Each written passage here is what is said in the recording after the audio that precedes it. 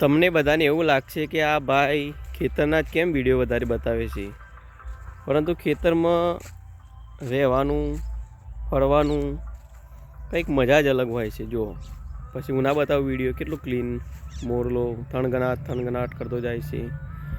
બધી વ્યવસ્થા ભરપૂર જોવા મળે. પાણી જુઓ, બોર એ મોરલા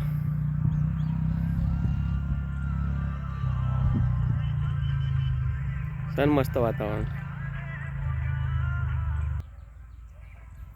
સૂર્યનો પ્રકાશ પડે છે.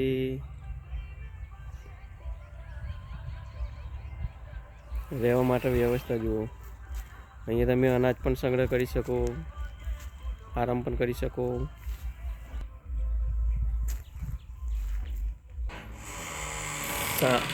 સામાન પણ તમે મૂકી શકો છો. લાઇટની વ્યવસ્થા છે.